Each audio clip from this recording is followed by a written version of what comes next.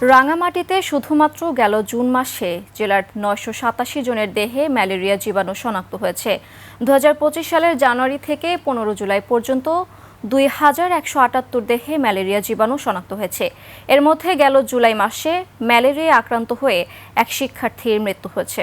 জেলা সিভিল কার্যালয় বলছে, গেল বছরের তুলনায় চলতি বছরে ম্যালেরিয়ার প্রকোপ কিছুটা বৃদ্ধি পেয়েছে।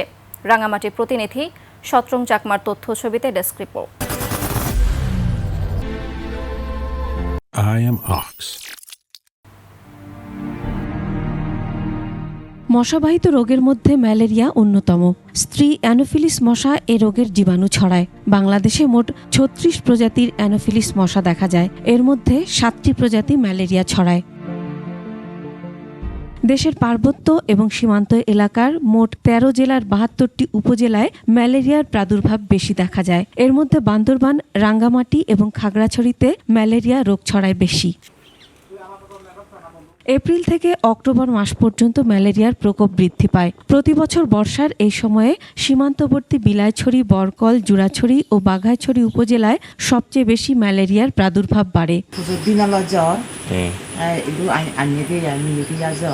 এখানে লোকাল যেগুলো পরীক্ষা হচ্ছে এগুলো কিন্তু এখানে পজিটিভ পাওয়া যাচ্ছে না, তবে যেগুলো ওই ভর্তি ছিল এগুলো সম্ভবত বাইরের উপজেলা থেকে আসে। রাঙামাটি জেলা সিভিল সার্জন কার্যালয়ের সূত্রে জানা যায়, ২০২৫ সালের জানুয়ারি থেকে ১৫ জুলাই পর্যন্ত ৬.৫ মাসে ১০ উপজেলায় ২,১৭৮ জন ম্যালেরিয়া রোগী শনাক্ত হয়েছে।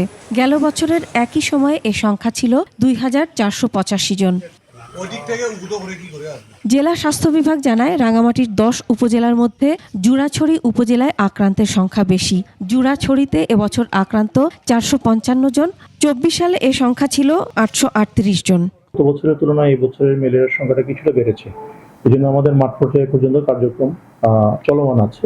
আমাদের নির্দেশনা দিয়েছি যে যেখানে যেখানে ম্যালেরিয়া সন্দেহ হলে প্রত্যেককে যাতে ম্যালেরিয়া আরডিটি পরীক্ষা করা হয়। বিশেষজ্ঞরা জানিয়েছেন, ম্যালেরিয়ার প্রকোপ কমাতে সচেতনতা বৃদ্ধি জরুরি। I am Ox.